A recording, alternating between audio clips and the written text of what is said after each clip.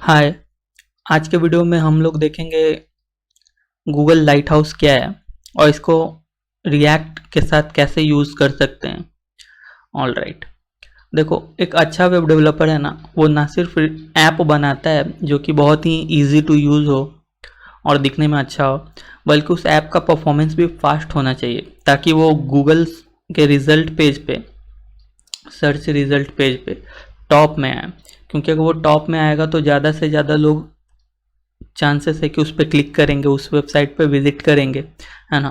तो ऐप बनाने पे काम खत्म नहीं होता, उसका परफॉर्मेंस भी ऑप्टिमाइज्ड होना चाहिए।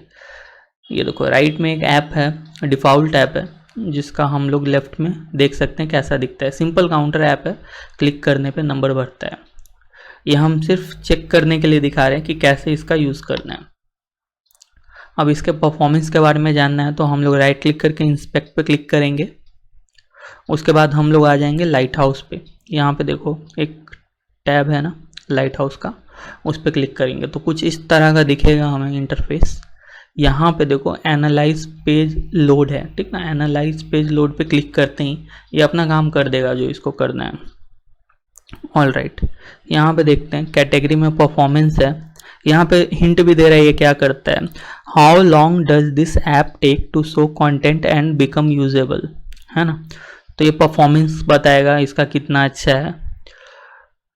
एक्सेसिबिलिटी, देखो आजकल का जो वेब एप्लीकेशंस है ना, उसमें तुमने एक फीचर देखा होगा, डार्क मोड के साथ ही रहता है, dark mode for disabled person. तो उससे क्या होता है, जिन लोगों को आँख में थोड़ा कमी होता है, जिसके कारण कुछ कलर नहीं दिखता है ना, तो वो एक ऐसा थीम प्रोवाइड करते हैं जिससे वो चीज़ें क्लियरली दिख सके। जैसे कि दो कलर जो होता है ना आसपास में, अगर वो एक जैसा होना तो कुछ लोग नहीं डिफ्रेंशिएट कर पाते हैं कि कौन सा क्या लिखा हुआ है वगैरह वगैरह। तो इसीलिए एक्सेसिबिलिटी में इस बात का ध्यान रखा जाता है कि उस कलर को चूज़ किया जाए जिसमें लोग अंतर बता सके कि ये दोनों अलग कलर है। बेस्ट प्रैक्टिसेस, तो ये वेब डेवलपमेंट के बेस्ट प्रैक्टिसेस को बताएगा कि आप क्या कर सकते हैं। जावास्क्रिप्ट को छोटा करना चाहते हैं या फिर सीएसएस को मिनिफाई करना चाहते हैं, ये सब बताएगा।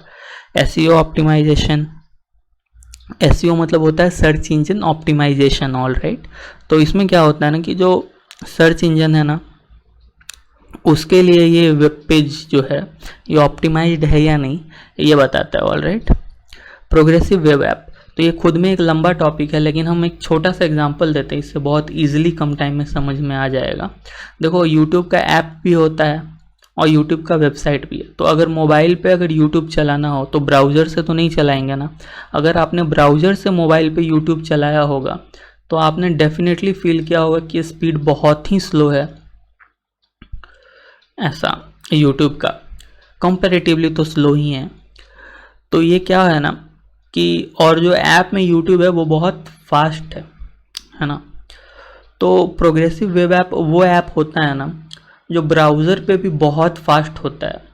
और एक अंतर है कि जो प्रोग्रेसिव वेब ऐप होता है ना, वो मोबाइल ऐप जो होता है, जैसे जो ऐप हम लोग इंस्टॉल करते हैं उसमें बहुत सारे फीचर्स होते हैं कि पहला तो वो फास्ट हो गया, दूसरा उसमें बहुत सारे फीचर्स होते हैं, जैसे जीपीएस लोकेशन यूज़ कर सकता है, नोटिफिकेशन सेंड कर सकता है। वेब एप्लीकेशंस में ये सारे फीचर नहीं होते हैं। तो अगर वो ऐप प्रोग्रेसिव वेब ऐप है तो वो क्या करेगा कि वो वेब ऐप होने के बावजूद मोबाइल ऐप का जो एडवांटेजेस है वो प्रोवाइड करेगा, जैसे नोटिफिकेशन, जीपीएस, फास्ट चलेगा वगैरह वगैरह। तो जिसके कारण शायद आजकल यूट्यूब ब्राउज़र पे भी थोड़ा बहुत फास्ट हो गया है, पहले नहीं था, लगभग 6-7 साल पहले। ऑल राइट, पब्लिशर एड्स, तो क्या ये वेब पेज एड्स के लिए ऑप्टिमाइज्ड है, ये चेक करना चाहते हैं तो आप इस चेकबॉक्स पे क्लिक को बनाए रखिए। ऑल राइट, यहाँ पे कुछ मोड है, हम लोग पहले वाले का ही यूज़ करके इस वीडियो में देखेंगे, आप सेकंड और थर्ड भी ट्राई कर सकते हैं खुद से। हम चेक करना चाहते हैं इसका परफॉर्मेंस डेस्कटॉप पे कैसा है। ऑल राइट, तो हम यहाँ पे क्लिक करेंगे एनालाइज पेज लोड पे, ये इस ऐप को टेस्ट कर रहा है। जो राइट में कोड लिखा हुआ है ना, उसी को टेस्ट कर रहा है।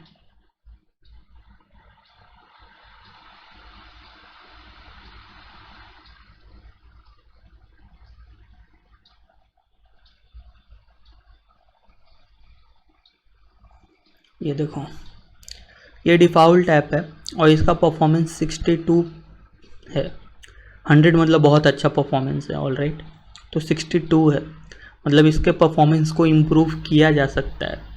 अब अगर ये नहीं होता तो हमें बहुत मेहनत करना पड़ता फाइंड करने के लिए कि क्या ऑप्टिमाइज़ करें, कहाँ पे कौन सा जावास्क्रिप्ट को ऑप्टिमाइज़ करें, कौन से CSS को ऑप्टिमाइज़ करें, कौन सा कंपोनेंट है ऐप का जो स्पीड रिलेटेड इशू काउज कर रहा है। मगर अब ये हमें खुद बताएगा कि हमें क्या करना चाहिए। पहले देखते हैं, SEO के लिए अच्छा है, मतलब गूगल पे ये ऊपर आएगा अगर इसे ऐप को पब्लिश डिप्लॉय किया जाए तो। बेस्ट प्रैक्टिसेस, तो इसको बनाते वक्त बहुत ज़्यादा बेस्ट प्रैक्टिसेस का ध्यान रखा गया। ऑब्वियसली रिएक्ट जो है इंटरनली ये सारे काम को करता है, जिसके कारण ये बहुत अच्छा है। एक्सेसिबिलिटी, यस, ये डिसेबल्ड पर्सन को भी यूज़ करने में दिक्कत नहीं होगा इस ऐप को। यहाँ पे लिखा हुआ है कि ये सारे इश्यूज़ हैं जो इसके परफॉर्मेंस को अफेक्ट कर रहे हैं।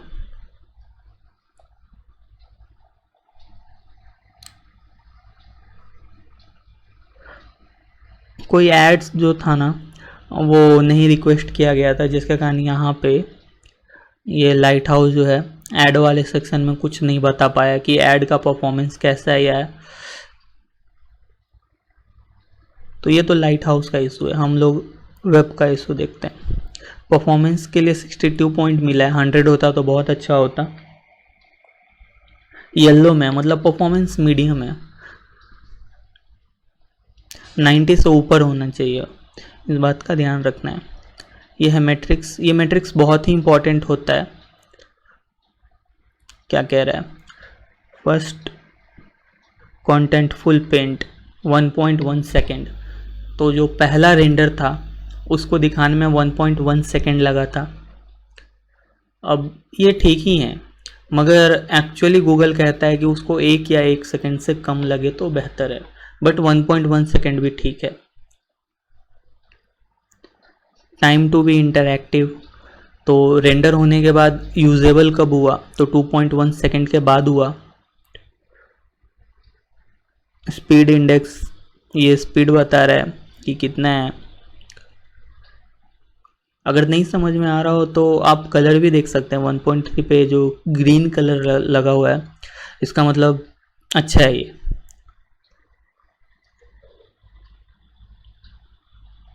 मैक्सिमम टाइम कितना लगा है, जो यूजफुल इंफॉर्मेशन था उसको डिस्प्ले करने के लिए 2.3 सेकेंड।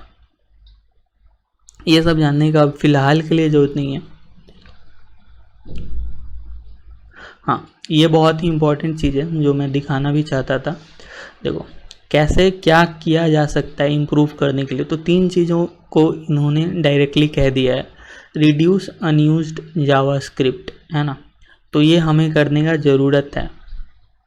ये देखो, ये रिएक्ट डॉम डॉट क्लाइंट, तो ये इशू तो सॉल्व हो जाएगा क्योंकि हम लोग रिएक्ट ऐप बना रहे हैं ना। तो जैसे ही इसको बिल्ड करेंगे ना और उस बिल्डेड ऐप को अगर टेस्ट करेंगे तो वो बहुत फास्ट होगा। ये तो हमने बिल्ड नहीं किया है ना। इनेबल टेक्स्ट कॉम्प्रेशन,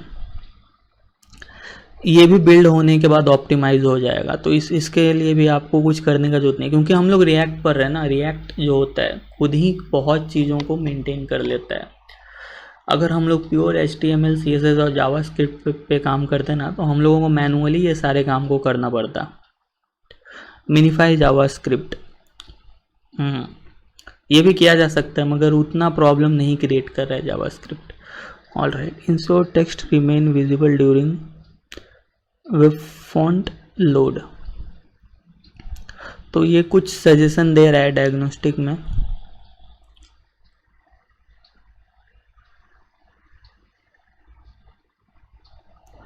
तो ये कहने का कोशिश कर रहा है ना कि वेब लोड के टाइम पे जो फॉन्ट है ना वो अगर विजिबल हो ना तो ज़्यादा अच्छा रहता। इस बात का आप ख्याल रखिएगा।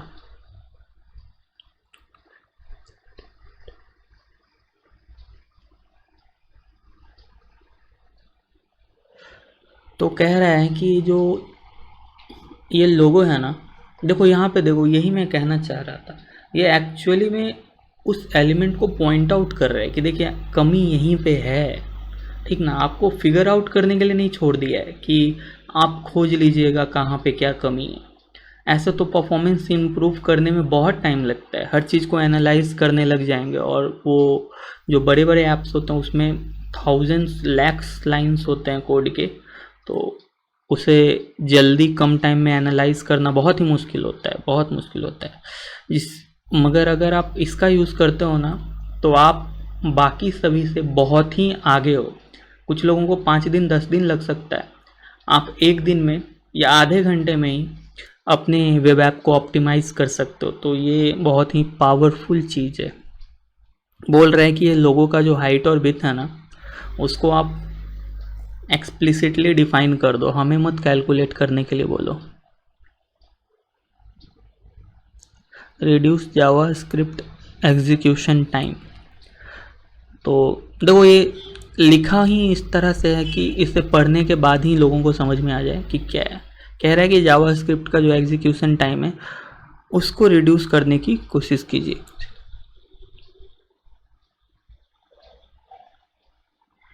बोल रहा है कि छोटा जावास्क्रिप्ट होता ना तो जल्दी लोड होता, और ये सारे जावास्क्रिप्ट का लिस्ट करके बोल दिया है। देखो कंटेंट स्क्रिप्ट डॉट जेएस, तो ये सारे जावास्क्रिप्ट का लोडिंग जो है थोड़ा सा परफॉर्मेंस को इफ़ेक्ट कर रहा है। तो क्या कर सकते हैं, बिल्ड करेंगे तो ये इशू तो सॉल्व हो ही जाएगा। अगेन हम लोग प्योर जावास्क्रिप्ट पे काम नहीं कर रहे हैं, अगर उस पर काम किए होते तो मैनुअली इन सभी चीज़ों को ऑप्टिमाइज़ करना पड़ता। मगर आज के टाइम पे वेब पैक आ गया है, इस पे भी मैं वीडियो बनाऊंगा कि कैसे वेब पैक और वीट को यूज़ करना है। हालांकि वेब पैक तो मत यूज़ करो, बहुत ही आउटडेटेड है। और आई थिंक जो छोटा से छोटा रीज़न था ना वेब पैक यूज़ करने का, वो भी ख़त्म हो गया 2023 में। अब कोई नीड नहीं है वेब पैक को यूज़ करने का, बहुत ही ज़्यादा उसमें मेहनत है और रिज़ल्ट भी बहुत ही घटिया देता है। आप वीट यूज़ कीजिए, वीट उससे बहुत ज़्यादा फास्ट इफ़िशियंट है और रिज़ल्ट वेब पैक से 1000 गुना अच्छा देता है। बाय द वे रिएक्ट जो है खुद में वेब पैक यूज़ करता है, तो अगर आप रिएक्ट पे काम कर रहे हो तो वेब पैक के बारे में सोचना ही नहीं है। जो लोग प्योर HTML जावास्क्रिप्ट और CSS पे काम करते हैं उन लोगों को वेब पैक का नॉलेज आना चाहिए। अगेन वेब पैक पे मैं कंप्लीट वीडियो बनाऊंगा। अवॉइड चेनिंग क्रिटिकल रिक्वेस्ट, तो इतने सारे जो रिक्वेस्ट हैं इनको चेन नहीं करना था। User timing marks and measure, keep request count low and transfer size. Again ये सारे इश्यूज बता रहे हैं जो आप सॉल्व कर सकते हैं। आप डिटेल में जा सकते हैं, मगर ये सारे इश्यूज जो हैं बिल्ड करने पे ख़त्म हो जाएंगे। हाँ, बिल्ड करने के बाद भी आ सकता है इशू, तब आपको देखना चाहिए कि इसको कैसे सॉल्व किया जाए। एक्सेसिबिलिटीज़, तो ऑब्वियसली डिसेबल्ड पर्सन भी इसे यूज़ कर पाएंगे। कुछ है ही नहीं इसमें इस तरह का कुछ अलग। ब्लैक बैकग्राउंड पे वाइट कलर का फॉन्ट है, कोई कितना भी डिसेबल हो वो ईजिली देख पाएगा, क्योंकि इन दोनों कलर में डिफ्रेंशिएट करना बहुत ही ईजी होता है। अगर नहीं पता हो तो एक साइंटिफिक फैक्ट है कि जब कॉन्ट्रास्ट ज़्यादा होता है ना तो चीज़ों को देखना बहुत ही ईजी हो जाता है। तो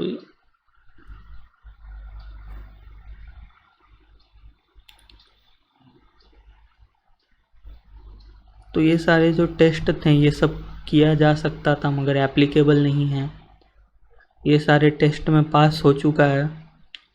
जैसे कि देखो, document has a title element, तो अब इस तरह का चीज़ होता है ना तो समझने में आसानी होता है। और एक और बात, जो एक्सेसिबिलिटी है ना, इसका मतलब ये नहीं है कि ये सिर्फ डिसेबल्ड पर्सन के बारे में बात कर रहे हैं। नॉर्मल पर्सन भी जो है ना उसको भी यूज़ करने में आसानी होना चाहिए। अब जो टाइटल बार है उस पर टाइटल दिखना चाहिए, है ना। काफ़ी आसानी हो जाता है। बेस्ट प्रैक्टिसेस में क्या बोल रहा है, browser error were logged to the console. हाँ, ये भी एक है। देखो, जब भी कोई भी एप्लीकेशन बनाओ, चाहे वो वेब ऐप बनाओ या मोबाइल ऐप बनाओ, एक बात का ध्यान रखना कि जितना हो सके तुम उसको एरर को डिफाइन करके ही ऐप को कंप्लीट करना, ताकि अगर कोई एरर आता है, ठीक ना, तो तुम्हारा वेब ऐप जो है ना वो रुकना नहीं चाहिए, ठीक ना। अगर तुम एरर बाउंड्री एक कॉन्सेप्ट है रिएक्ट का जो हम अभी नहीं पढ़ाए हैं बट पढ़ाएंगे, तो इससे क्या होता है ना, एक सिंपल सा एग्जांपल देते हैं। मान लो कि अमेज़ॉन पे कोई एक पिक्चर लोड नहीं हो रहा है, तो इसका मतलब ये थोड़ा ना कि पूरा वेबसाइट क्रैश हो जाना चाहिए या खुलना ही नहीं चाहिए। एक पिक्चर के कारण पूरा वेबसाइट को ठप नहीं पड़ना चाहिए ना। जहाँ पे पिक्चर नहीं लोड हो रहा है वहाँ पे सीधा टेक्स्ट डिस्प्ले कर देने का कि पिक्चर नहीं लोड हो पा रहा है ना। तो उसी को कहते हैं कि एरर को कैच करने का कोशिश डेवलपर के साइड से पूरी तरीके से 100% होना चाहिए, ताकि अननोन एरर ना आ जाए, क्योंकि अननोन एरर ऐप को रोक देता है और यूज़र एक्सपीरियंस बहुत ही ख़राब हो जाता है इस केस में। ऑलराइट, तो जावास्क्रिप्ट लाइब्रेरीज मिला है इसे एंगुलर का क्यों मिला जावास्क्रिप्ट लाइब्रेरी ये तो रिएक्ट का ऐप है, तो इसीलिए यहाँ पे ऐसा कुछ है। ये भी कंफ्यूज है क्या बोले, हटाओ या ना हटाओ। एनीवे, हमें उसका टेंशन नहीं लेना है, ऑलराइट, क्योंकि हमने उस कोड को टच ही नहीं किया।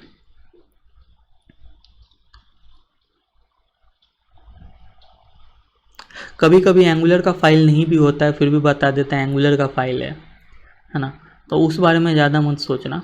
कभी कभी मॉड्यूल लिखा रहता है ना किसी जावास्क्रिप्ट पे, तो उसको एंगुलर समझ लेता है, बट ज़रूरी नहीं है कि वो एंगुलर हो।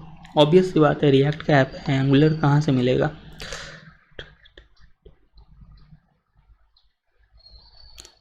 सिक्योरिटी के लिए ये सजेशन दे रहा है, ये सारे टेस्ट पास हो चुके हैं।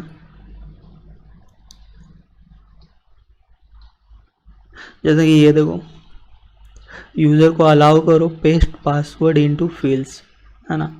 पासवर्ड कॉपी पेस्ट करने का कन्वीनियंस होना चाहिए, क्योंकि पासवर्ड कभी कभी बहुत लंबा होता है ना, तो उसे टाइप करने में मज़ा नहीं है।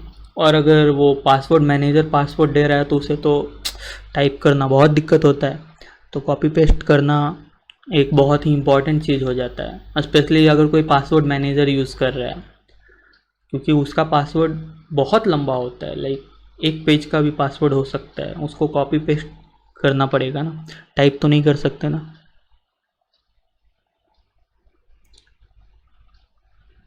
एसईओ सर्च इंजन ऑप्टिमाइजेशन कहते हैं इसको, इसके बारे में बताया था। ये एसईओ का जो रूल्स हैं उसको फॉलो करना चाहिए, ताकि सर्च इंजन पे ये रिज़ल्ट सबसे ऊपर है।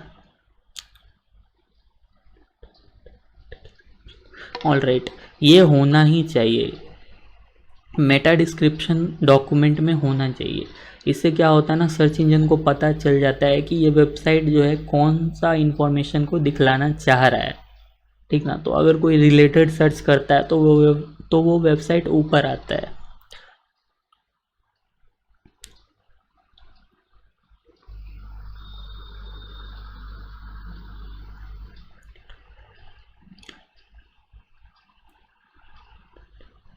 ये सारे टेस्ट पास कर चुका है, जैसे कि डॉक्यूमेंट है, एज टाइटल एलिमेंट वगैरह वगैरह।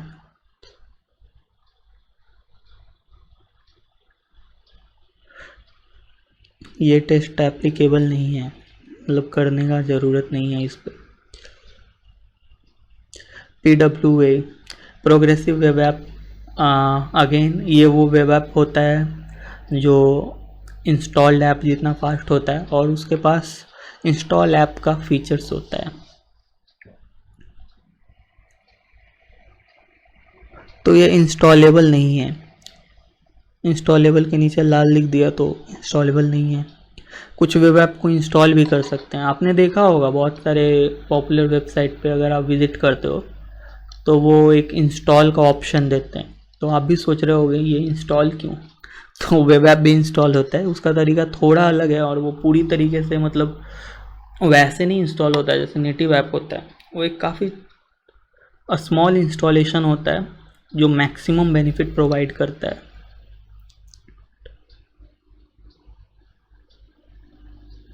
इन सभी चीज़ों को किया जा सकता है प्रोग्रेसिव वेब ऐप के लिए ऑप्टिमाइज़ करने के लिए। अगेन बोल रहा है कि एक स्प्लैश स्क्रीन होना चाहिए। स्प्लैश स्क्रीन क्या होता है?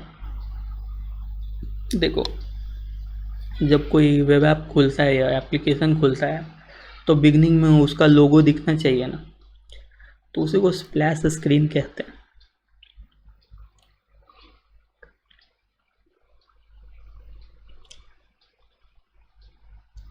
चलो और देखते हैं पब्लिशर ऐड। तो ये तो एप्लीकेबल नहीं है, ऐड लगाया नहीं था, इतना ही था इसमें। कुछ और?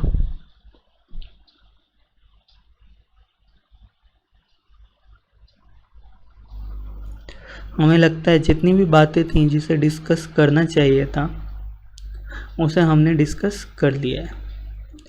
देखो एसईओ में जो चीज़ें लिखी हुई है ना उसे अच्छे से पढ़ना, क्योंकि ये लाइफ में बहुत काम आता है। हमने सबको डिस्कस नहीं किया है क्योंकि वीडियो फिर बहुत लंबा हो जाएगा, लेकिन लिंक्स आर क्रॉलेबल यहाँ पे इनफैक्ट अच्छे से डिटेल में समझाया हुआ भी है कि ये होता क्या है। जो लिंक्स होता है ना वेब पेज के अंदर, उसके अंदर भी जाके गूगल पता कर पाए कि वो लिंक कहाँ ले जाता है और क्या इन्फॉर्मेशन, किस तरह का इन्फॉर्मेशन देता है। तो इससे बहुत हेल्प मिलता है गूगल के रिज़ल्ट पे ऊपर आने में।